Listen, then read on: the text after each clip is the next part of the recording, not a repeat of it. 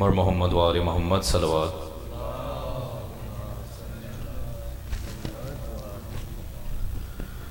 کیے ہیں شمر نے دو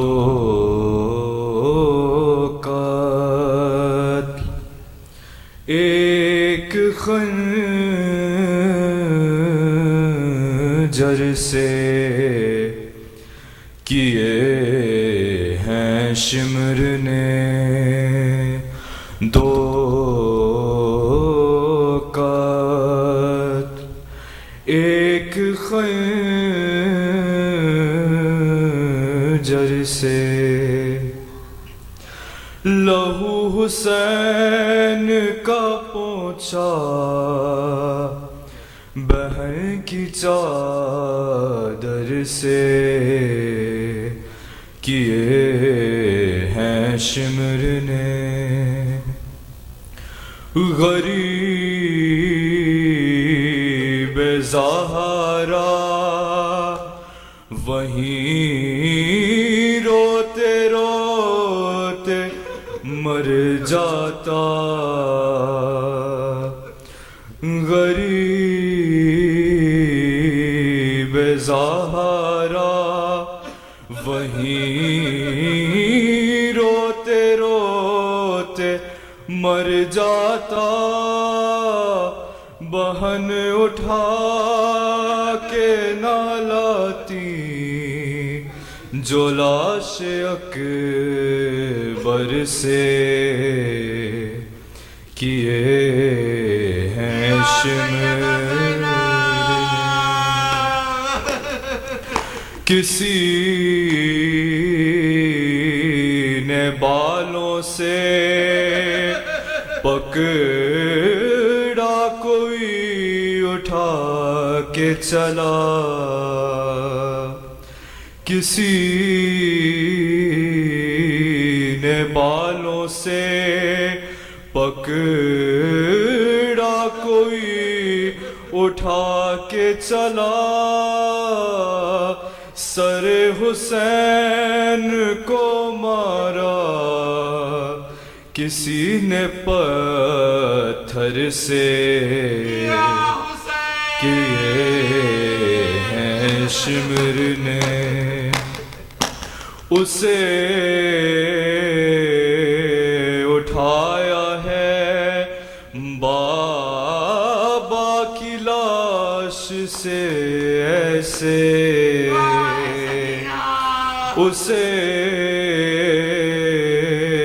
اٹھایا ہے بابا کی لاش سے ایسے کہ پھر سکینہ نہیں سوئی شمر کے ڈر سے، کیے ہیں شمر نے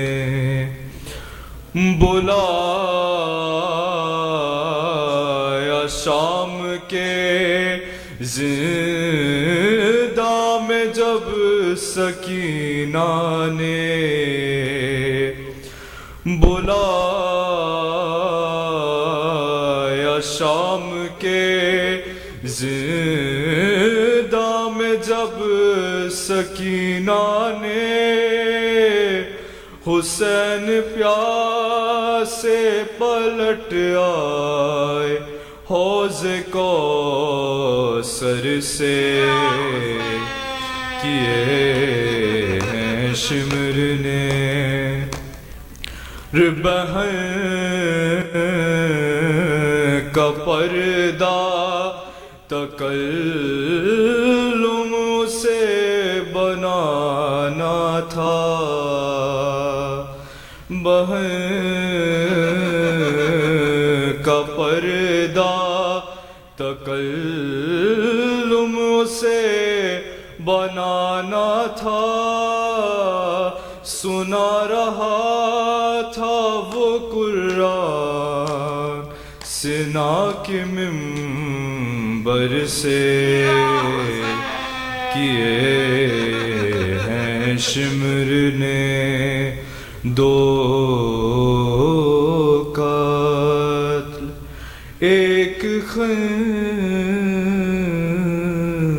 خنجر سے. فاتحہ.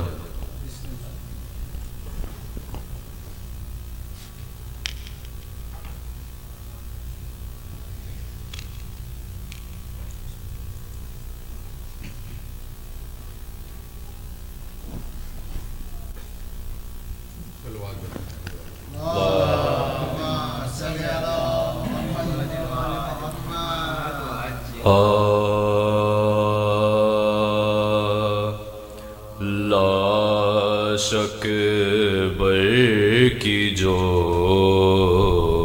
مقتل سے اٹھا لائے حسین، نوجوان کو صف اول سے اٹھا لائے،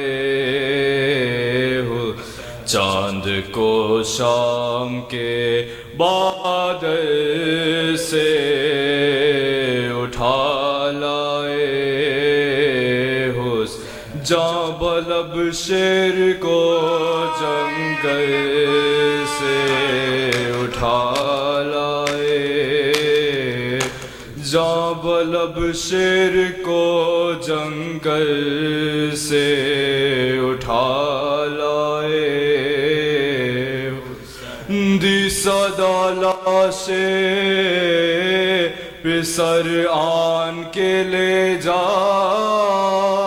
بانو، چھد گیا برچی سے اکبر کا کلیجہ بان، دیکھ لے آخری دیدار پسر مرتا ہے، سامنے آنکھوں کے یہ نور نظر مرتا،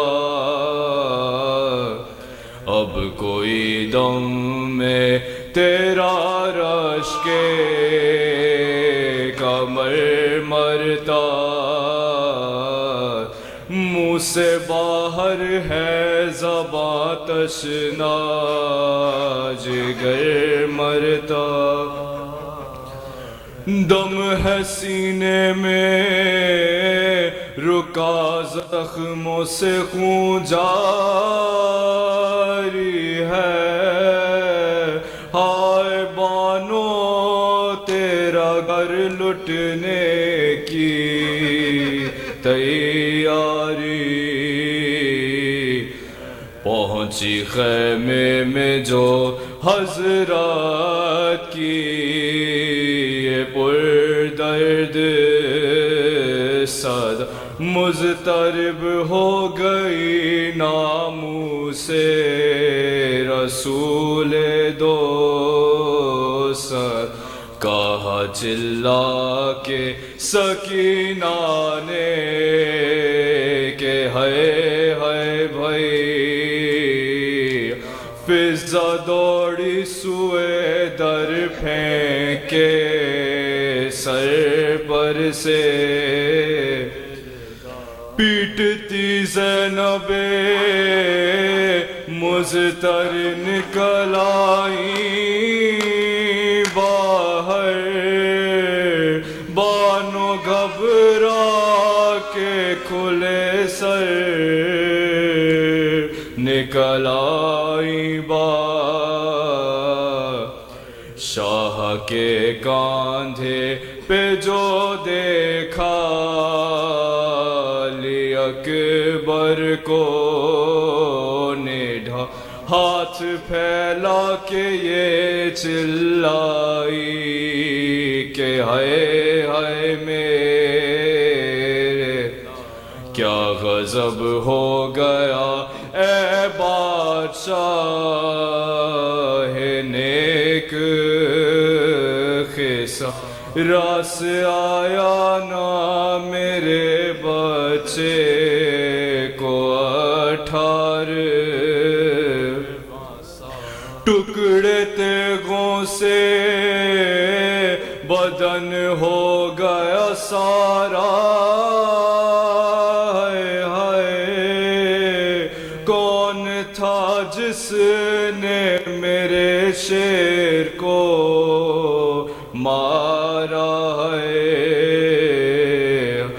بانو صدمے سے نہ مر جائے یہ ڈر ہے بیٹا، سب تیرے دل کی میرے دل کو خبر ہے بیٹا، ہاتھ سینے پہ تیرا خون میں تر ہے بیٹا، پھر یہ کیا ہے جو نہیں زخم جگر ہے بیٹا، سنسناتا ہے بدن، جان چلی جاتی ہے، اس لہو سے تو میرے دودھ کی بو آتی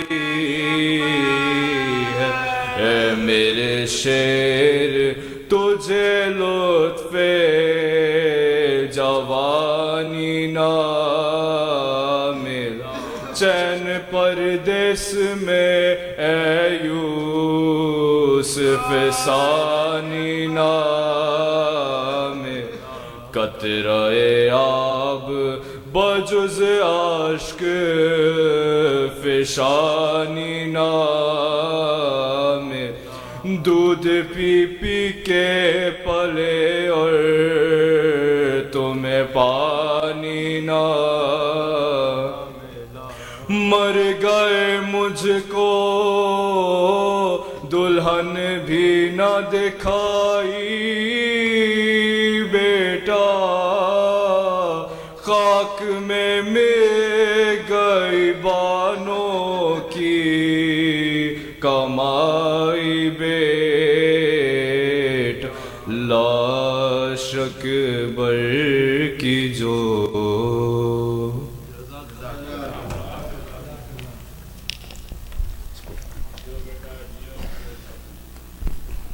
صلوات بر محمد و آل محمد۔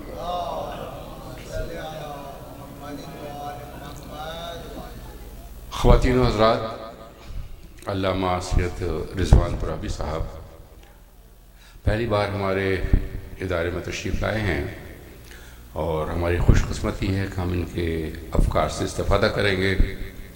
ابھی میری ان سے گفتگو ہو رہی تھی، یہ نہ صرف ایک پائے کے خطیب ہیں، ایک عالم دین ہیں، بلکہ یہ نوجوانوں پر خصوصی توجہ دیتے ہیں کہ ان کے افکار کو درستگی کی طرف لے جایا جائے۔ تعلق ان کا لاہور سے ہے، پاکستان سے، اور یہ ایک کتاب لکھ رہے ہیں جو خاص طور پر نوجوانوں کے لیے ہے، جو آج کے اس دور میں بعض صورتوں میں غلط سمتوں میں چلے جاتے ہیں، یا یہ سمجھتے ہیں کہ ہمارے ائمہ نے دنیاوی علوم کے بارے میں لوگوں کو ٹھیک سے آگاہ نہیں کیا، یا ان کی امامت ایک مخصوص وقت تک کے لیے تھی۔ اس کتاب میں یہ ائمہ کے افکار کو نوجوانوں کے لیے اجاگر کرنے کی کوشش کر رہے ہیں، اور یہ ایک بڑی مستحسن کوشش ہے۔ انشاءاللہ 4 مجالس سے خطاب فرمائیں گے۔ قبلہ میں درخواست کروں گا تشریف لائیں، مجلس سے خطاب فرمائیں۔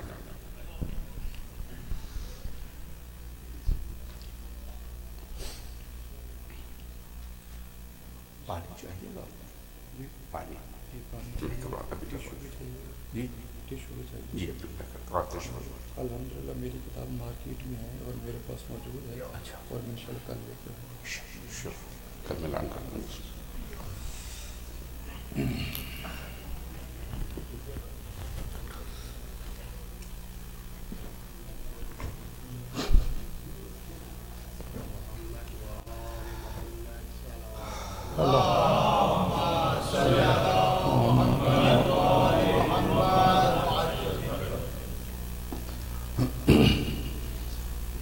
ماشاء اللہ لا حول ولا قوت الا باللہ العلی العظیم۔ اعوذ باللہ السمیع العلیم من الشیطان اللعین الرجیم بسم اللہ الرحمن الرحیم الحمدللہ الذی ہدانا لہذا وما كنا لنهتدي لولا ان هدانا الله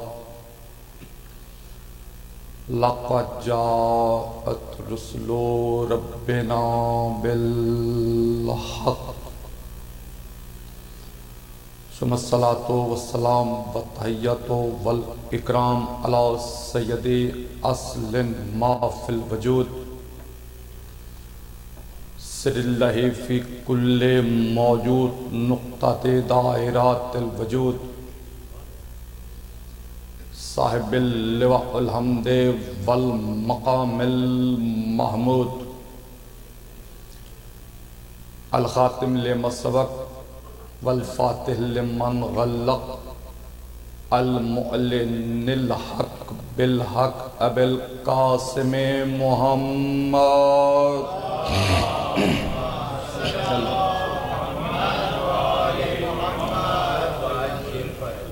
وائمہ والہ الطیبین الطاہرین المعصومین المنتخبین المنتجبین المظلومین الذین اذهب اللہ عنہم الرجس وطہرہم تطہیرا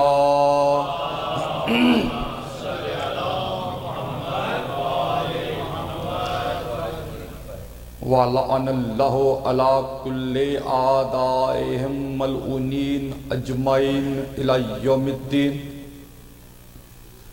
أَمَّا بَعْدُ فَقَدْ قَالَ اللَّهُ تَعَالَىٰ فِي كِتَابِهِ الْمَجِيدِ وَالْفُرْقَانِهِ الْحَمِيدِ وَالْقَوْلِهِ الْحَقِّ بسم اللہ الرحمن الرحیم مثل الجنت التی وعد المتقون صلوات بلند آواز سے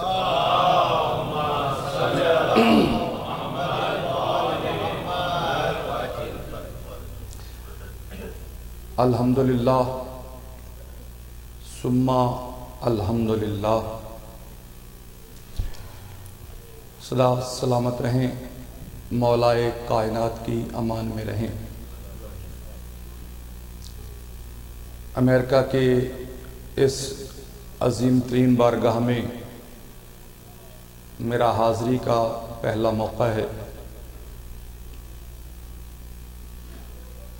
لیکن میں کسی بھی نووارد خطیب کی طرح واعظ کی طرح یہ ہرگز نہیں کہوں گا کہ میں آپ کے مزاج معلیٰ سے واقف نہیں ہوں کیونکہ میرا ایمان اور میرا عقیدہ یہ ہے کہ امیر المومنین کا حقدار ہو حسین بادشاہ کا عزادار ہو دنیا کے خواہ کسی خطے سے تعلق رکھتا ہو دنیا کی خواہ کسی قوم سے تعلق رکھتا ہو دنیا کی خواہ کسی زبان سے تعلق رکھتا ہو اس کا دماغ بھی ایک ہوتا ہے اس کا مزاج بھی ایک ہوتا ہے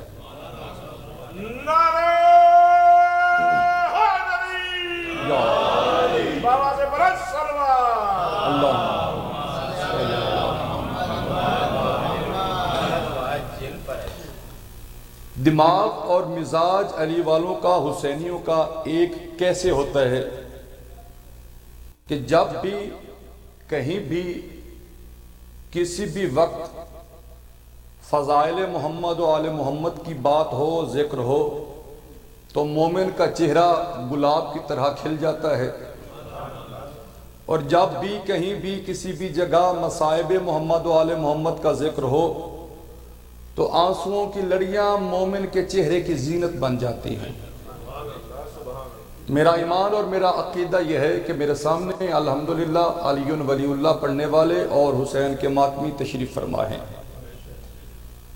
اور میں آپ مومنین سے ایک چھوٹی سی گزارش کرنا چاہتا ہوں اگر کسی طبع نازک پر گراں نہ گزرے، پھول اگر بکھرے ہوئے ہوں تو صرف پھول ہی کہلاتے ہیں، لیکن اگر پھولوں کو ایک جگہ پر سمیٹ کر اکٹھا کر دیا جائے تو وہ خوبصورت گلدستہ بن جاتا ہے۔ اللہم صلی علی محمد وآل محمد۔ بلا فاصل کے ماننے والے تھوڑے فاصلوں سے بیٹھے ہیں، اگر زحمت نہ سمجھیں تو میرے قریب تشریف لائیں، اٹھ کے چل کے تلاوت درود کرتے ہوئے، نوجوان خاص طور پر بسم اللہ۔ بہت مہربانی، بہت مہربانی، زحمتوں کا بہت شکریہ، مالک آپ سب کو سلامت رکھے۔ میرے ساتویں معصوم امام کا فرمان گرامی ہے، مولا فرما رہے ہیں ارفعوا اصواتکم علینا بالصلاۃ طہارتاً و تزکیۃ لانفسکم۔ میرے معصوم امام ارشاد فرما رہے ہیں کہ ہم پر بلند آواز سے درود اس لیے پڑھا کرو، بلند آواز سے درود اس لیے پڑھا کرو تاکہ تمہارے جسموں سے، تمہاری خلقت سے نجاست جاتی رہے، پاکیزگی آتی رہے۔ آواز بلند سلوات۔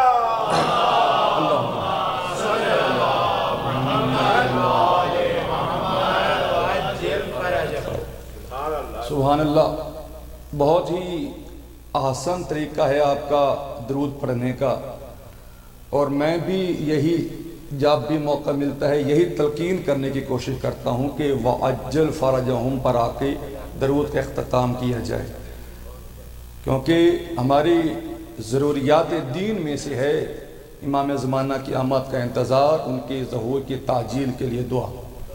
بہت مہربانی، اپنی زبانوں کو ایک مرتبہ معطر فرمائیے تلاوت درود کے ساتھ۔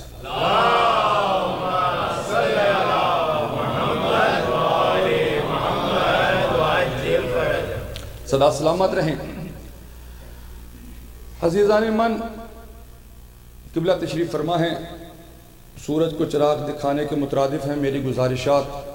اپنے سبق سنا کے قبلہ سے دعا لوں گا، بزرگوں سے میں دعا لوں گا۔ میں نے اگر کچھ عرض کرنا ہے تو نوجوانوں کے لیے، جس طرح قبلہ نے فرمایا کہ میں کچھ نوجوانوں کے لیے ایک آویشی کرتا ہوں، نوجوانوں کو کچھ نیا دینے کی کوشش کرتا ہوں۔ صدا سلامت رہیں۔ عزیزان من، سورہ محمد کی ایک آیہ مجیدہ کی تلاوت کا شرف حاصل کیا ہے۔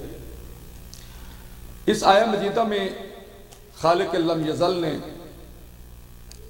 جو مومنین کے لیے جو انعام رکھا ہے، جس کو جنت کہا جاتا ہے، اس جنت کا ایک پیرائے میں ذکر کیا ہے کہ جنت میں طرح طرح کی نہریں بہ رہی ہے۔ کیسی نہریں؟ مثل الجنت التی وعد المتقون، وہ جنت جس کا متقیوں سے وعدہ کیا گیا ہے۔ وہ جنت کیسی ہے؟ فیہا انہار من ماء غیر آسن، کہ اس میں ایسے پانی کی نہریں بہ رہی ہیں جن کی رنگت تبدیل نہیں ہوتی۔ ہمارے پاس جو نہریں ہیں، پانی ہے، اس کی رنگت تبدیل ہو جاتی ہے بعض اوقات، لیکن جو جنت میں پانی کی نہریں بہ رہی ہیں ان کی رنگت تبدیل، مجھے تھوڑا تھوڑا آپ نے پڑھانا ہے، جو آپ مجھے جتنا گائیڈ کریں گے، جتنا میرے ساتھ چلیں گے، اتنا انشاءاللہ آپ کے ساتھ میں بھی چلنے کی کوشش کروں گا، کیونکہ میں انتہائی معذرت کے ساتھ پنجاب کا خطیب ہوں نا، تو پنجاب کے خطیب کو پڑھانا پڑتا ہے۔ بہت مہربانی۔ پانی کی نہریں بہ رہی ہیں جنت میں جن کی رنگ تبدیل نہیں ہوتی۔ دوسری نہریں ہیں وَأَنْهَارٌ مِّن لَبٍ لَمْ يَتَغَيَّرْ طَعْمُهُ، کہ اس میں ایسے دودھ کی نہریں بہ رہی ہیں جس کا ذائقہ خراب نہیں ہوتا۔ پانی کی نہریں ہیں جن کی رنگت تبدیل نہیں ہوتی، اور دودھ کی ایسی نہریں ہیں جن کا ذائقہ تبدیل نہیں ہوتا۔ بات سمجھ میں آ رہی ہے؟ تیسری قسم کی نہریں کون سی ہیں؟ وَأَنْهَارٌ مِّنْ خُمْرَةٍ لَذَّةِ الشَّارِبِينَ، ایسی شرابن طہورا کی نہریں بہ رہی ہیں جو پینے والوں کو مدہوش نہ کریں بلکہ ان کے لطف میں اضافہ فرما دیں۔ چوتھی قسم کی نہریں کون سی ہیں؟ وَأَنْهَارٌ مِّنْ أَصْلٍ مُصَفَّى، اور مصفہ شہد کی نہریں بہ رہی ہیں، صاف کیے ہوئے شہد کی نہریں بہ رہی ہیں۔ چار قسم کی نہروں کا ذکر کیا ہے خالق لم یزل نے۔ پانی کی نہریں جو عام چیز ہے، ہر بندہ پانی کی ضرورت سے بھی واقف ہے، پانی کی اہمیت سے بھی واقف ہے، عام چیز ہے ہر بندے کے لیے۔ دوسری نہریں کون سی ہیں؟ دودھ کی نہریں۔ بہت مہربانی، الحمدللہ مجھے تسلی ہو رہی ہے کہ میری گزارشات جو ہیں وہ آپ کے ذہن دل میں جگہ بنا رہی ہیں۔ دودھ کی نہریں جو پانی سے زیادہ اہمیت کا حامل ہے، جو خاص چیز ہے وہ ہے دودھ۔ تیسری قسم کی نہریں شرابن طہورا کی نہریں جو خاص الخاص ہے۔ اب درجے کو دیکھتے جائیے، پانی عام چیز ہے، دودھ اس سے خاص ہے، شرابن طہورا اس سے خاص ہے، اور پھر اس کے بعد جو اخص الخاص ہے وہ ہے شہد کی نہریں۔ اور یہ جو ہمارے پاس شہد ہوتا ہے اس میں موم کی ملاوٹ ہوتی ہے، لیکن جو جنت میں شہد کی نہریں بہ رہی ہیں ان میں موم کی ملاوٹ نہیں ہے، اصلاً مصفہ صاف کیا ہوا شہد ہے۔ بس میری تمہید ختم ہو گئی۔ ترجمے تک مشکل تھوڑی سی ہوتی ہے، اس کے بعد سمجھنا تھوڑا سا آسان ہو جاتا ہے، لیکن اس کے لیے آسان ہوتا ہے جس نے پہلے ترجمہ سمجھ لیا ہو۔ اور مجھے امید نہیں، مجھے یقین ہے کہ میری گزارشات جو ہیں وہ واقعی آپ کے دلوں میں جگہ بنا رہی ہیں۔ آپ سے میں دعا لوں گا انشاءاللہ۔ چار چیزیں، پانی، دودھ، شرابن طہورا اور شہد، چار چیزیں کی، چار اشیاء کی، چار لیکوڈ کی نہریں بہ رہی ہیں۔ لیکوڈ میں نوجوانوں کے لیے لفظ استعمال کر رہا ہوں۔ عزیزان من، ذائقے میں، صحت میں سب سے افضل ترین چیز ہے شہد۔ خالق لم یزل نے بھی اس کا درجہ جو ہے وہ سب سے اوپر رکھا۔ عزیزان من توجہ ہوگی تو بات سمجھ میں آئے گی۔ امیر کائنات سے پوچھا گیا، یا علی یا امیر المومنین یا علی ابن ابی طالب، من نسل شہد کیا ہے؟ اب میں اپنی گفتگو کا پہلا جملہ آپ کی سماعتوں کی نظر کرنا چاہتا ہوں۔ من نسل، یا علی اصل کیا ہے، شہد کیا ہے؟ تو امیر المومنین فرماتے ہیں من نسل الا لعاب النحل، یہ مکھی کا لعاب ہی تو ہے۔ کچھ کہنا چاہوں گا، یہ مکھی کا لعاب ہی تو ہے۔ اب پھر امیر کائنات نے ایک عجیب لہجے میں فرمایا، مولا فرماتے ہیں کہ یہ شہد جو ہے یہ مکھی کا لعاب ہے جو دنیا میں سب سے زیادہ صحت افزا اور ذائقوں کا سردار ہے۔ اور پھر مولا فرماتے ہیں کہ انسان اپنی زندگی میں جو سب سے قیمتی ترین اور صحت افزا چیز کھاتا ہے وہ شہد ہے۔ پھر مولا فرماتے ہیں کہ انسان جو اپنی زندگی میں سب سے بہترین اور قیمتی ترین چیز پہنتا ہے، زیب تن کرتا ہے، وہ ریشم ہے، وہ ریشم ہے۔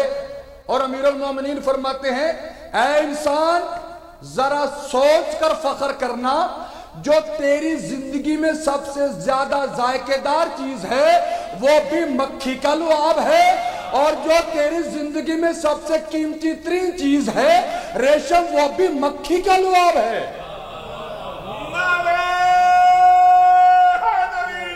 یا اللہ صلی اللہ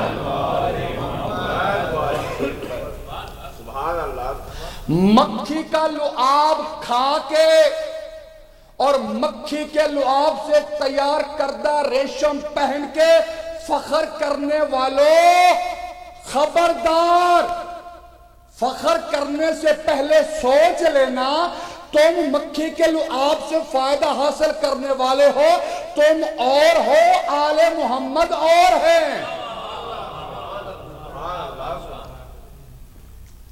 قبلہ مسجد نبوی بھری ہوئی تھی، سینکڑوں نمازی میرے نبی کے سامنے، توجہ عزیزان میری طرف ہے، خطبہ دے رہے تھے رسول خدا، اچانک ایک شہد کی مکھی مسجد نبوی میں داخل ہوئی۔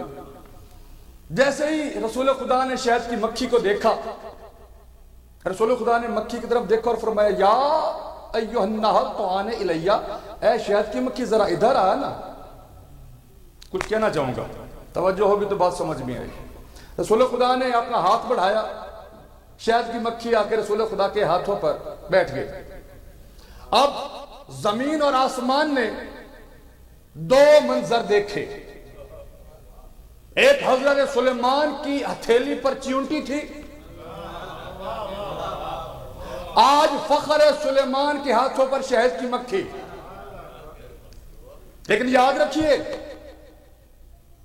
چیونٹی نے حضرت سلیمان کو لاجواب کر دیا تھا۔ کچھ کہنا چاہوں گا، پیغام ہے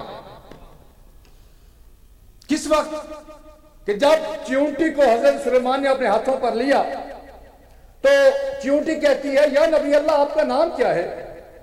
فرمایا میرا نام سلیمان ہے۔ یا نبی اللہ آپ کے بابا کا نام کیا ہے؟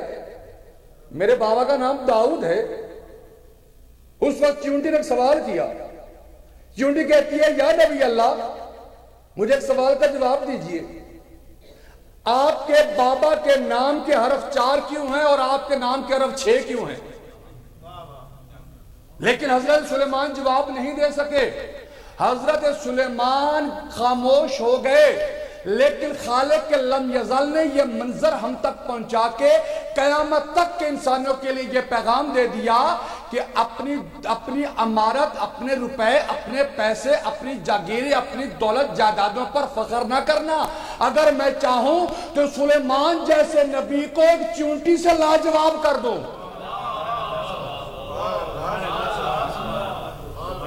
صدا سلامت رہے آپ سب لوگ۔ رسول خدا نے پوچھا یا ایوہ النحل تاکلین مرن و تخرجین غلبن، وجہ کیا ہے کہ جو تو غذا کھاتی ہے، عرفان بھائی آپ کی توجہ چاہوں گا، جو تو غذا کھاتی ہے وہ تلخ ہے، وہ کڑوی ہے، وہ کسیلی ہے، تیری غذا مر ہے، لیکن جو تیرا لعاب ہے اس میں اتنی شیرینی کہاں سے آتی ہے؟ اتنی شیرینی کہاں سے آتی ہے؟ تو شہد کی مکھی کہتی ہے یا رسول اللہ جب میں غذا کھاتی ہوں، جب میں پھولوں کا رس چوستی ہوں تو مجھے کڑوا لگتا ہے، مجھے کسیلا لگتا ہے، تو میں آپ کے اور آپ کی آل کے دشمنوں پر لعنت بھیجتی ہوں۔ بے شمار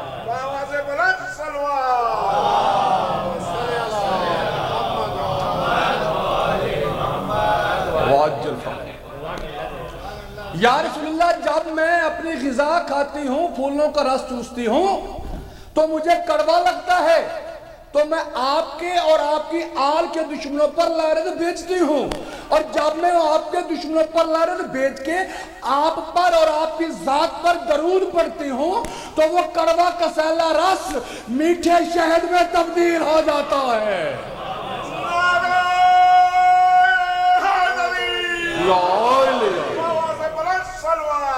اللہم صلی اللہ محمد صدا سلامت رہیں۔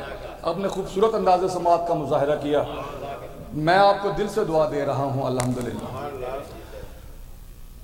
اندازہ لگائیے کہ جن پر پڑھے جانے والے درود کے صلے میں کڑوا کسیلا رس شہد میں تبدیل ہو جائے، ان کا اپنا مقام کیا ہوگا؟ ان کا اپنا مقام کیا ہوگا؟ صرف درود کا یہ صلہ ہے تو ان کا مقام ہم خالق سے پوچھتے ہیں۔ سورہ نساء بسم اللہ الرحمن الرحیم، علمک ما لم تکن تعلم وکان فضل اللہ علیک عظیما۔ اے میرا حبیب، جو تو نہیں جانتا تھا وہ ہم نے تجھے دے دیا۔ وکان فضل اللہ علیک عظیما، اور ماضی سے ہی تیرے لیے تیرے اللہ کا فضل عظیم ہی رہا ہے۔ کچھ کہنا چاہوں گا، توجہ عزیزان۔ کانا قبلہ قائد فرما کے کانا زمانہ ماضی سے بولا جاتا ہے، ازل سے، اول سے، شروع سے، آغاز سے۔ تیرے لیے تیرے اللہ کا فضل ہمیشہ شروع سے ہی عظیم ہی رہا ہے۔ کہنے والی ذات کون ہے؟ جو خود ہو العلی العظیم ہے۔ اور یاد رکھیے کہ جب ہو العلی العظیم میرے نبی کی تعریف کر رہا تھا تو کیا میرے اس ہو العلی العظیم خالق اور مالک کے سامنے عظمت کی سرحدیں نہ تھی؟ اس سے زیادہ عظمتیں اور کون جانتا ہے کہ جو عظمتوں کا خالق ہے؟ جب وہ عظمتوں کا خالق کہہ رہا ہے کہ اے میرا حبیب، جو تو نہیں جانتا تھا تجھے وہ دے دیا، اور شروع سے ہی تیرے لیے تیرے اللہ کا فضل عظیم ہی رہا ہے۔ عزیزان توجہ ہوگی تو بات سمجھ میں آئے گی۔ عزیزان، وہ خالق کا لم یزل جو خود فرما رہا ہے کہ اے میرا حبیب، تیرے لیے تیرے اللہ کا فضل عظیم ہی رہا ہے۔ اللہ کا فضل عظیم ہے، یاد رکھنا، لیکن خالق ایک اور فرما رہا ہے سورہ ہود، یاتی کل ذی حق حقہ، میں تو ہر حقدار کو اس کا حق دیتا ہوں۔ اللہ کسی کی شان میں، کسی کے فضائل میں مبالغہ نہیں کر سکتا۔ مبالغہ خالق لم یزل کی طرف تشبیہ دینا بھی شرک کی طرف چلا جائے گا۔ خالق کہہ رہا ہے کہ اے میرا حبیب، تیرے لیے تیرے اللہ کا فضل عظیم رہا ہے، پھر کہہ رہا ہے کہ میں تو ہر حقدار کو اس کا حق دیتا ہوں۔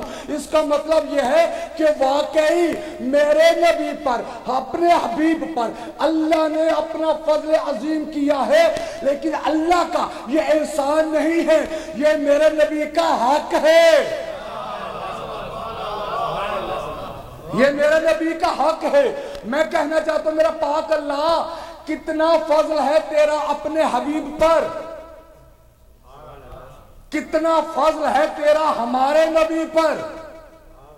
تو خالق لم یزل کی آواز آئے گی، ارے او میرے بولے نادان بندے، اتنی سی تیری بصارت ہے، اتنی سی تیری بصیرت ہے، تیری بصارت اتنی سی ہے کہ تیری بصارت کے آگے ایک سوئی کی نوک رکھ دی جائے، تیری کائنات میں اندھیرا چھا جاتا ہے۔ بصیرت تیری اتنی سی ہے، تیرا دماغ اتنا سا ہے جس سے ایک پرندے کا ناشتہ نہیں ہوتا۔ تو محدود بصارت اور محدود بصیرت کے سہارے چلا ہے میری مشیت کے تقاضوں کو سمجھنے۔ یاد رکھ، تو خاکی گناہگار بندہ ہے، میرے نبی کی حقیقت تک آدم سے لے کے عیسیٰ تک 1.25 لاکھ نبیوں کی رسائی نہیں ہے۔ اللہ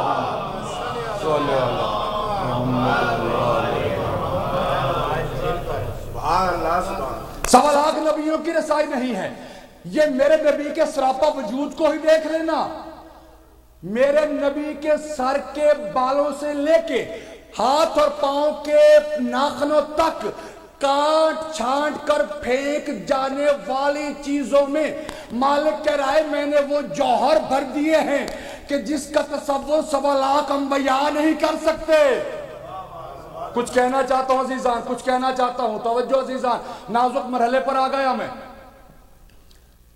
خالق کیا کہہ رہا ہے کہ میں نے اپنے نبی کے سر کے بالوں اور ہاتھ اور پاؤں کے ناخنوں سمیت کاٹ چھانٹ کر پھینک جانے والی چیزوں میں میں نے وہ جوہر بھر دیے ہیں، وہ جوہر بھر دیے ہیں، وہ جوہر بھر دیے ہیں جس کا تصور سوا لاکھ ہم بیان نہیں کر سکتے. ابھی میں نے رعایت کر دی عزیزان, جامعہ ادارہ جعفریہ والوں ابھی رعایت کر دی. توحید کا اشارہ کہیں اور جا رہا ہے. خالق لم جزل اشارہ کر کے کہہ رہا ہے, کب اشارہ کیا ہے؟ جب میرے نبی کو معراج پہ بلایا, میرے نبی کو کہا ادنو منی, رسول خدا آگے گئے. رسول خدا اکیلے نہیں گئے, رسول خدا کے ساتھ چمڑے کی بنی ہوئی جوتی بھی گئی. خالق پیغام دے رہا ہے, خالق پیغام دے رہا ہے کہ وہ چمڑے کی بنی ہوئی جوتی جس کی میرے نبی کے پاؤں کے تلوے سے جو مس ہو جاتی ہے, اس جوتی کے تلوے تک سوا لاکھ نبیوں کی رسائی نہیں. تو مجھ سے حقیقت محمد پوچھ رہا ہے. حضرت عیسیٰ علیہ السلام چوتھے آسمان سے آگے نہ جا سکے. حضرت ادریس علیہ السلام ساتویں آسمان سے آگے نہ جا سکے. حضرت عیسیٰ علیہ السلام ساتویں آسمان سے آگے, حضرت ابراہیم علیہ السلام ساتویں آسمان سے آگے نہ جا سکے. میرے نبی کے پاؤں کے تلوے سے مس ہونے والی جوتی قاب قوسین تک چلی گئی. میرا پاک اللہ, کتنا فضل ہے تیرا اپنے حبیب پر, کتنا فضل ہے تیرا ہمارے نبی پر. تو خالق لم یزل کی آواز آئے گی. میرے نبی کا جو فضل ہے اس پر ایک اشارہ کرنا چاہتا ہوں. توجہ عزیزہ, کہ حضرت آدم علیہ السلام سے لے کے حضرت عیسیٰ علیہ السلام تک سوا لاکھ انبیاء اپنے منہ کا مجموعہ آب تھوک کر کے پھینک دے, تھوک کے علاوہ کچھ نہیں کہلاتا. لیکن خالق کہہ رہا ہے کہ میں نے اپنے نبی کے لعاب دہن میں قرآن سے لے کر اسم اعظم تک کی حقیقتیں چھپائی ہوئی ہیں. توجہ عزیزان, شان رسالت کہتے ہیں ان کو رسول پڑھنا نہیں آتا, ان کے پاس رسول نہیں ہے, یہ علی علی کرتے رہتے ہیں. آئیے نا, ہم رسول کی ذات تو بہت آگے ہے, میں رسول کے لعاب پر بات کرنا چاہ رہا ہوں. اگر لعاب سمجھ میں آ گیا تو پھر آگے سمجھنے کی کوشش کرنا جب لعاب ہی ہماری عقلوں سے باہر ہو. رسول خدا کے لعاب کے چند آثار جو تاریخ میں ملتے ہیں قبلہ. ایک دفعہ حضرت جابر ابن عبداللہ انصاری رسول پاک کے پاس بیٹھے, یا رسول اللہ میں چاہتا ہوں کہ میں آپ کی دعوت کروں, آپ قبول فرمائیں, میرے گھر کھانا کھائیں. اچھا جابر ٹھیک ہے, اگلے جمعے کو, جمعے کے بعد تیرے گھر ہمارا کھانا, ہم دعوت قبول کرتے ہیں. جمعہ آ گیا. اب قبلہ روایتیں دو ہیں کہ ایک روایت ہے کہ جابر کے گھر میں ایک بکری کی ران تھی, دوسری روایت ہے کہ نہیں ایک چھوٹا سا بکرا تھا, بس بکرا تھا یا بکرے کی ران تھی. بیوی کو تیار کرنے کا حکم دیا, خود جمعہ پڑھنے کے لیے رسول خدا کے پیچھے. جب جمعے سے فارغ ہوئے رسول خدا نے جابر کو دیکھا, کھانا تیار ہے؟ جی یا رسول اللہ تیار ہے. اب رسول خدا کو دعوت دی تھی اکیلے کو جابر نے, یہ یاد رکھیے گا, اکیلے رسول خدا کو دعوت دی تھی. رسول خدا نے صحابیوں سے, نمازیوں سے فرمایا قوموا الی طعام جابر, آؤ سارے کے سارے جابر کے گھر دعوت ہے. کیسے رسول خدا اٹھے؟ سینکڑوں.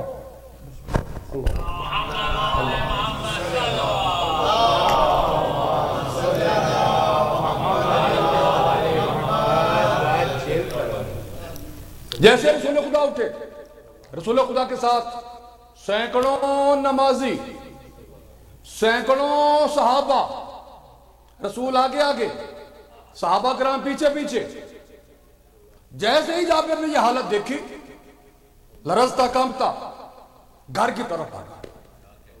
بیوی سے جا کے کہا میں نے تو رسول خدا کو بلایا تھا, رسول خدا سب کو لے کے آ رہے ہیں. اب حجت پر یقین دیکھنا جابر کی بیوی کا, خدا کی قسم اگر ہمارے اندر بھی ایسا یقین پیدا ہو جائے تو ہم بھی کہاں پتہ نہیں کس معراج پر پہنچ جائے۔ جابر کی بیوی نے کہا جابر یہ جو سارے آ رہے ہیں انہیں تو نے بلایا ہے یا رسول نے بلایا ہے؟ ہائے ہائے ہائے ہائے ہائے ہائے ہائے، انہیں تو نے بلایا ہے یا رسول خدا نے بلایا ہے؟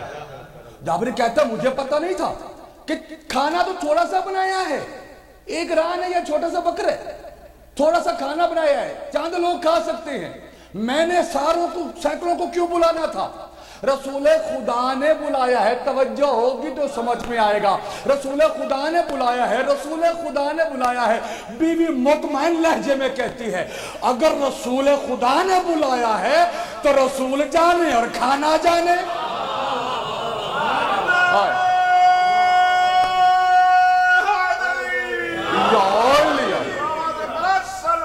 اللہ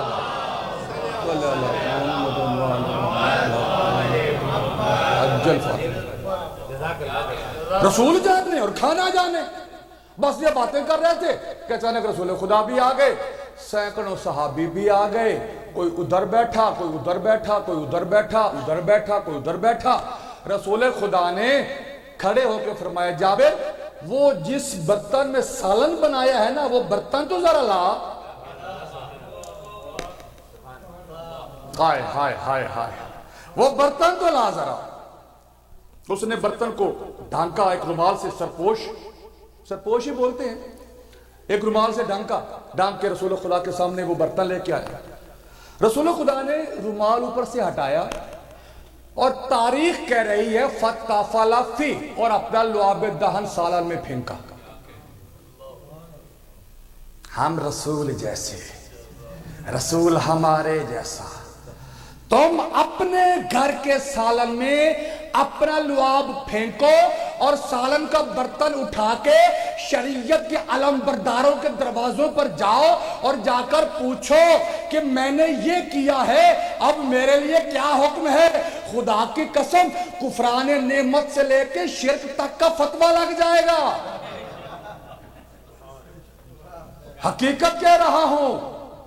اور رسول خدا نے کیا کیا ہے؟ فتافلا فی ہے، اپنا لعاب دہن اس سالن میں پھینکا اور کہا بیوی سے کہے سرپوش ہٹانا نہیں اور بانٹتی جائے۔ اور قبلہ تاریخ میں لکھا ہے، آپ کی تائید چاہوں گا، تاریخ میں لکھا ہے کہ جو خیر سے عربی رسول خدا کے ساتھ آئے تھے وہ بیچارے ایک ایک اونٹ کی ران کا ناشتہ کر لیا کرتے تھے۔ آئی بات سمجھ میں؟ کچھ پتہ چلا کہ کیا تھا ان کے کھانے کا معیار؟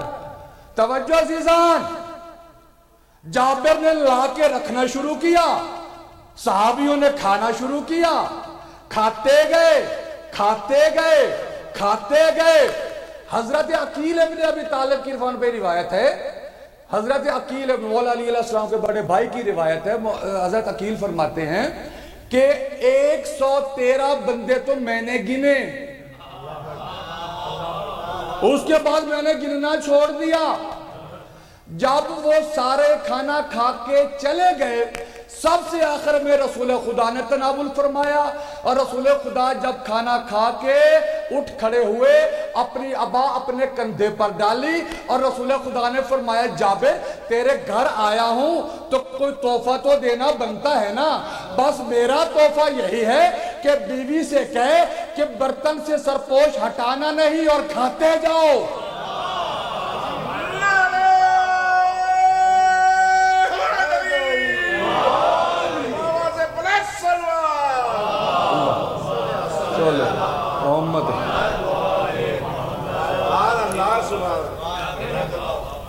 بس کھاتے جا رہے ہیں کھاتے جا رہے ہیں، سالن ہے کہ ختم ہونے کا نام نہیں لے رہا، دن ہفتوں میں ہفتے مہینوں میں تبدیل ہو گئے، سالن ہے کہ ختم ہی نہیں ہو رہا۔ عزیزان بس طبیعت میں انسان کا بشری تقاضا ہے، جلد بازی تو آ جاتی ہے۔ بس بیوی نے دیکھا، سوچا کہ اب میں دیکھوں تو صحیح ہے کتنا، جیسے ہی سرپوش ہٹایا ایک پلیٹ باقی پڑی تھی۔ जाबिर ने जैसे ये मंजर देखा, जाबिर घर से दौड़ा बारगाह रिसालत में। रसूल खुदा मस्जिद में तशरीफ फरमा थे, दूर से जाबिर को आते देखा।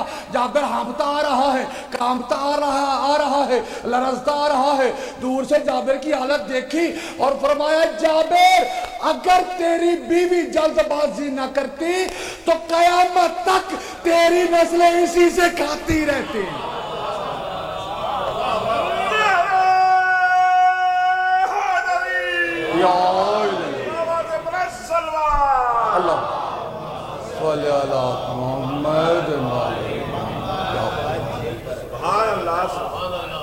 ये है मेरे नबी का लुआब का असर। हम मोहम्मद जैसे। एक रोज कोई अरब के कबीले के कुछ लोग आए, या रसूल अल्लाह, आपको पता है कि अरब में कुआं खोदना कितना मुश्किल है, रेत होती है, बहुत मुश्किल से, इंतहाई मुश्किल से कुआं खोदा जाता है।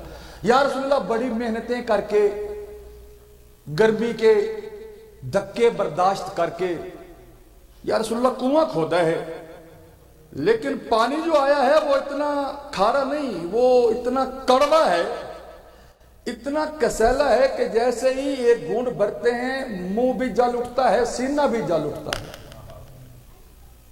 रसूल खुदा ने मुस्कुरा के फरमाया, चलो मेरे साथ। वाह अला शफीर अलबीर। रसूल खुदा उस कुएं के किनारे पहुंचे। फाताफला फी है, रसूल खुदा ने अपना लुआब दाहन फेंका। याद रखना, रसूल खुदा ने अपना लुआब दहन फेंका। लुआब दहन फेंकने की देर थी कि वो कड़वा कसैला पानी इतना मीठा, लजीज और शीरीं हो गया कि तारीख के लफ्ज हैं कि अरब वालों ने इतना मीठा शहद कभी नहीं खाया था। पानी ने क्या किया? पानी ने क्या किया? पानी ने अपनी सीरत बदली। पानी की उस वक्त जो सीरत थी वो कड़वा था, वो कसैला था। उसने अपनी सीरत इस तरह बदली कि बिल्कुल ही उलट हो गया, मीठे शहद से भी ज्यादा शीरीन हो गया। तवज्जो अजीज़ान। अच्छा, सीरत कैसे बदली जाती है? सीरत बदलने का मफहूम भी सुनते चलो। सीरत कैसे बदलती है? हजरत इब्राहीम अलैहिस्सलाम को आग में फेंकने की तैयारियां हो रही हैं। कसरे निमरूद की छत पर कोई खड़ा ये सारा मंजर देख रहा था। है किसी को पता कौन था? निमरूद की बेटी। निमरूद मुशरिक था। अब मैं निमरूद की सारी कहानी सुनाने बैठ गया तो मौजू आगे चला जाएगा, कहीं और बिखर जाएगा। अजीजान, निमरूद की बेटी खड़ी हुई देख रही थी कि ये क्या हो रहा है। एक तरफ मीलों लंबी आग है और दूसरी तरफ उसका बाप है निमरूद, जो खुदाई का दावेदार है, जो मुशरिक है, जो अलाइन है, जो खबीस है, जो अलानती है। वो देख रही थी कि दरमियान में इब्राहीम को रखा हुआ है। इब्राहीम को जानती तो नहीं है, लेकिन कहती है कि मैंने सुना है कि ये बंदा बड़ा शरीफ है, ये बातें भी भली करता है, बातें भी अच्छी करता है, किसी का कुछ बिगाड़ता भी नहीं है, ना ही मेरे बाप से ना दौलत मांगता है, ना जायदाद मांगता है, ना जागीर मांगता है, ना कोई उसकी सल्तनत से कोई हिस्सा मांगता है, कुछ भी नहीं मांगता। लेकिन फिर भी वजह क्या है कि ये सच्चा तरीन शख्स है। ये सच्चे तरीन शख्स के खिलाफ सारी दुनिया क्यों हो गई है? बस यही सोच रही थी। बस उसके दिल में अचानक ये ख्याल आया कि मैं औरत ज़ात हूं, कर भी कुछ नहीं सकती, लेकिन इस सच्चे शख्स के साथ जलकर मर तो सकती हूं। कुछ कहना चाहता हूं, खुदा की कसम, अशरे की कीमत का जुमला आपके हवाले करना चाहता हूं। अल्लाह जाने कौन किस अंदाज से समात करेगा। तवज्जो होगी तो बात समझ में आएगी। अजीजान, इस सच्चे तरीन शख्स के साथ जल कर मर तो सकती हूं, यही सोच रही थी कि उधर हजरत इब्राहीम को हवा में फेंका गया। इब्राहीम हवा में जा रहे थे, आग में जा रहे थे। इब्राहीम हवा में थे कि उसने अपने महल की छत से छलांग लगाई ताकि इब्राहीम के साथ जल कर मर जाए। अजीजान, तवज्जो होगी तो बात समझ में आएगी। जैसे ही उसने छलांग लगाई, खालिक ने कहा, जिब्रील जल्दी कर, निमरूद की बेटी को अपने मलकूती परों में समेट कर इब्राहीम के साथ पहुंचा। یاد رکھنا، یاد رکھنا، نمرود کی بیٹی، مشرک کی بیٹی، خود بھی مشرک تھی، قبلہ سے تائید چاہوں گا، ابراہیم کے ساتھ مل کر آگ میں گئی، اس کا دوپٹہ بھی آگ نے جلایا ہو۔ کچھ کہنا چاہتا ہوں، کچھ کہنا چاہتا ہوں، میرا پیغام یہ ہے کہ یاد رکھنا، حجت خدا کا جو دامن تھام لے، آگ اس کا کچھ نہیں بگاڑ سکتی۔ اللہ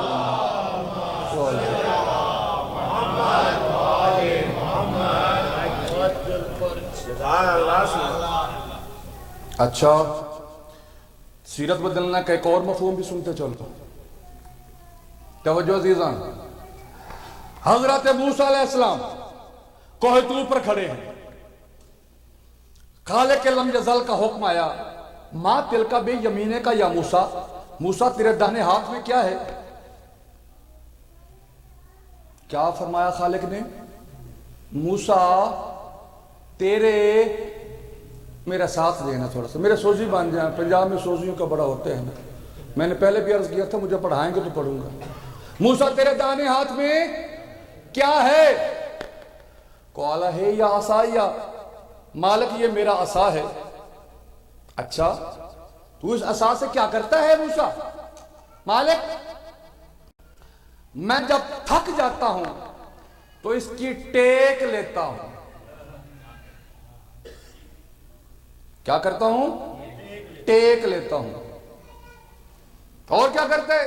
مالک میری ذمہ داری یہ بکریاں ہیں، میں بکریوں کے رزق کا سامان فراہم کرتا ہوں، عصا کے ذریعے، ڈنڈے کے ذریعے درختوں کے پتے جھاڑتا ہوں، بکریوں کے لیے رزق کا سامان فراہم کرتا ہوں۔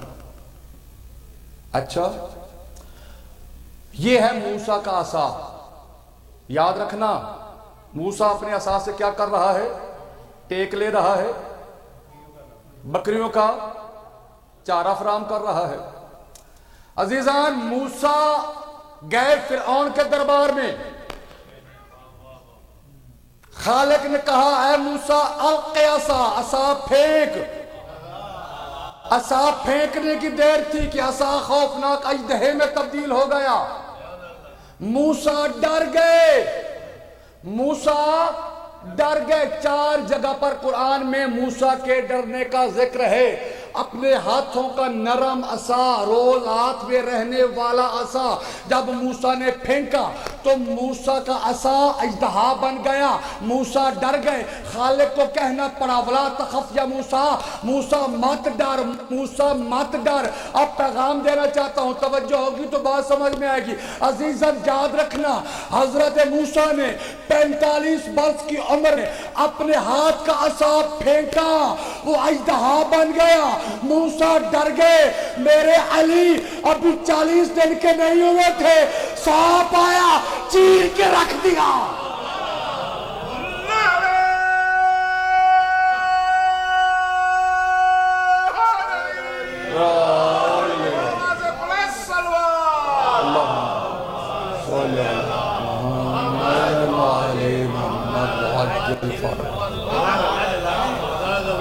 کبھی کہتے ہیں ہم نبی جیسے، کبھی کہتے ہیں ہم علی جیسے۔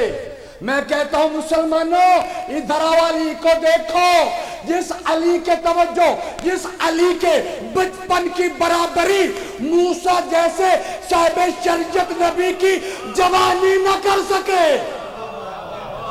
اس علی کی برابری کون کرے گا؟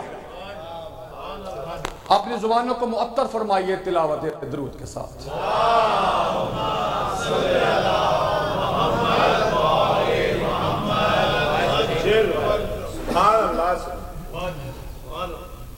علی کی بیٹیاں 12 محرم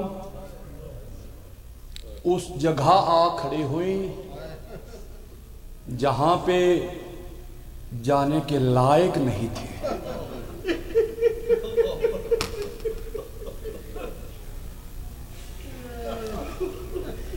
یا سیدہ زینب،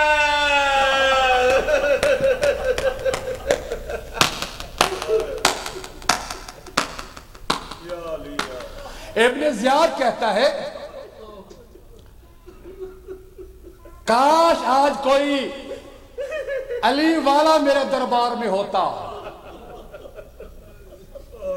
کاش آج کوئی حسین کا حومدار میرے سامنے ہوتا، حسین کا کٹا ہوا سر دیکھ کے روتا، چیختا، چلاتا، دھاڑے مارتا تو مجھے کتنی خوشی ہوتی۔ رونے والوں، عزاداران مظلوم کربلا، ایک حرامی دربار سے اٹھا اور کہتا ہے ابن زیاد بھول گیا، لاکھوں شیعوں پر بھاری مختار تیری قید میں ہے، اس کو بلا کے اپنی خوشی کا سامان پیدا کر۔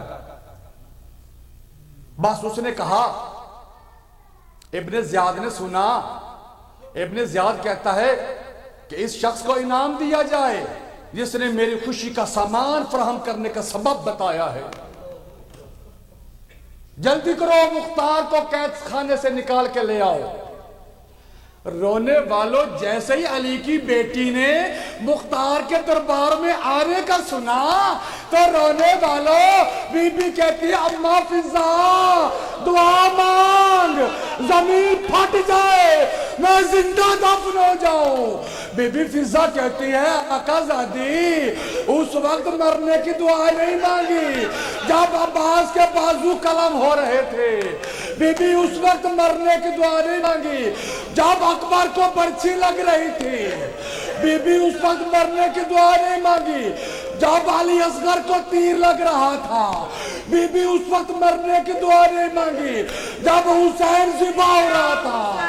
اس وقت بی بی کہتی ہے اماں فضا وہ دیکھ بھائی مختار آ رہا ہے، مختار کو پتہ چلے گا میں علی کی بیٹی، مختار مجھے حال میں دیکھے گا، مرنے سے پہلے مر جاؤں گی۔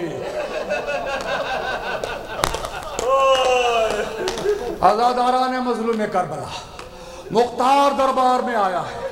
مختار کے آنے کا عالم کیا تھا؟ مختار کے ہاتھوں میں ہتھ کڑیاں، پاؤں میں بیڑیاں، زنجیروں میں جکڑا ہوا مختار آیا ہے۔ مختار جیسے ہی آیا ہے ایک خوش آمدی کہتا ہے کہ امیر کو سلام نہیں کیا۔ مختار کہتا ہے یہ تم جیسے حرامزادوں کا امیر ہے، میرا امیر وہ ہے جو کربلا آ رہا ہے۔ رونے والوں، ابن زیاد کہتا ہے مختار میں تجھے تیرا امیر دربار میں ملواؤں، دربار میں ملواؤں۔ رونے والوں، مختار نے ایک مرتبہ دائیں طرف کرسیوں کی طرف دیکھا، پھر بائیں طرف کرسیوں کی طرف دیکھا اور پھر کہتا ہے ابن زیاد اسیروں کے ساتھ مذاق کرتا ہے۔ اس وقت مختار کو دیکھ کے ابن زیاد کہتا ہے مختار ادھر آ گیا، میرے تخت کی سیڑھیوں پر دیکھ۔ مختار نے دیکھا، لرز کے رہ گیا، منظر عجیب تھا۔ رونے والوں، تخت کی سیڑھیوں پر ایک تاشت پڑا تھا، تاشت میں کٹا ہوا سر تھا، سر خون میں غلطان تھا، گرد و غبار سے ہٹا ہوا۔ رونے والوں، مختار آگے بڑھ کے دیکھتا ہے، پھر ابن زیاد کی طرف دیکھتا ہے اور کہتا ہے ابن زیاد شکل تو جانی پہچانی لگ رہی ہے، سمجھ نہیں آ رہی، خون میں غلطان ہے، سر گرد و غبار میں اٹا ہوا ہے، اتنا مجھے پتا ہے تو نے کسی شریف کا گھر اجاڑا ہوگا۔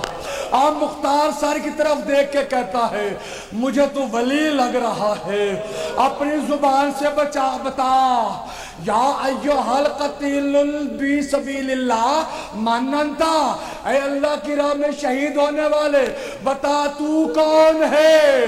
کٹے ہوئے سر سے آواز آئی بھائی مختار تو مجھے کیسے پہچانے گا؟ مجھے پہچانتا جب مدینہ ہوتا، نانا رسول کے کندھے ہوتے، نانا کی زلفیں میرے ہاتھوں میں ہوتی، تجھے پتا چلتا میں حسین۔ رونے والوں،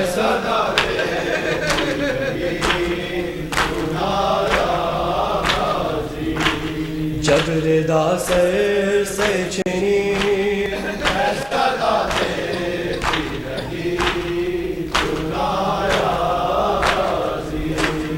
کتنی بے بسی تھی بہن اے شہنشاہ وفا، نام لے لے کے میرا جب یہ ظالم نے کہا، ناز تھا جس پہ تجھے اب بلاؤ نہ اسے، اور میں روتی رہی تو نہ آیا غازی، جب ردا سر سے چھنی میں صدا دیتی رہی تو نہ آیا غازی، جب ردا سر سے چھنی میں صدا دیتی رہی تو نہ آیا غازی، کیا کہوں شعر میرے بیرداہوں کو لیے، یہ مسلمان سارے شہر در شہر گئے، خلقت کوفہ کبھی خلقت شام کبھی، بارہا ہم پہ ہنسی تو نہ آیا غازی، جب ردا سر سے سنی میں صدا دیتی رہی تو نہ آیا غازی، جب ردا سر سے چنی میں صدا دیتی رہی تو نہ آیا۔ اے میری بیوی، اے میری بیوی پرسدین تمہارے بچوں کا، اپنے جسموں سے اپنے دل کا لہو بہایا ہے، یا زہرا یا زہرا یا زہرا یا زہرا یا زہرا، تو نے نازوں سے جس کو پالا ہے، تیرے آنگن کا جو ستارہ ہے، اس نے کربل میں اے میری بیوی وقت آخر تجھے پکارا ہے، یا زہرا یا زہرا یا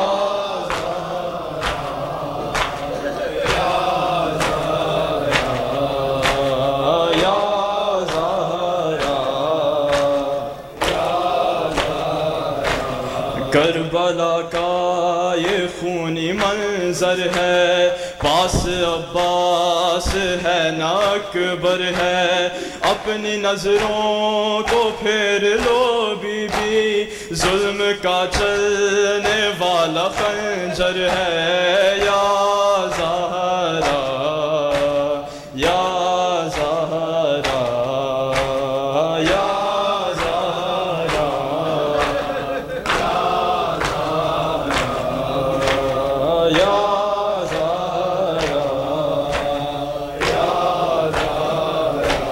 ایک بچی کا کان دکھتا ہے، اس سے خون اب تلک بھی رستا ہے، اپنی آہوں کو دل میں رکھتی ہے، روتی ہے تو تماچا لگتا ہے، یا زہرا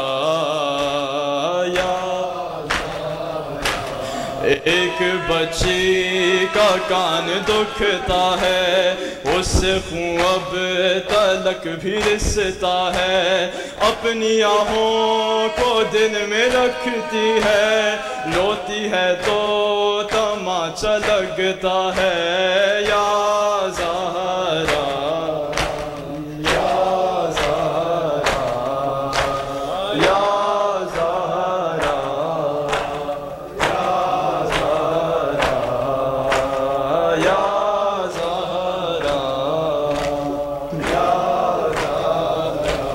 وقت اب ہے بہت مصیبت کا، کربلا میں اندھیرا پھیل گیا، خیمے جلنے لگے سرے میدان، بیویوں کے نہیں سروں پردہ، یا زہرا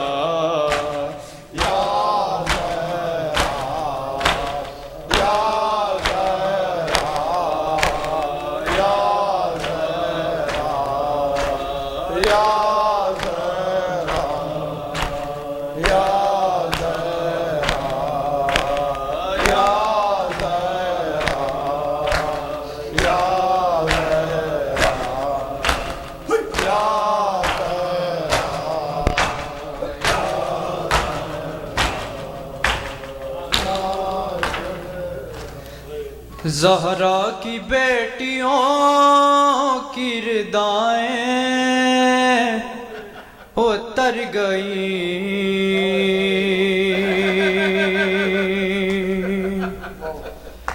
زہرا کی بیٹیوں کی ردائیں اتر گئی، زہرا کی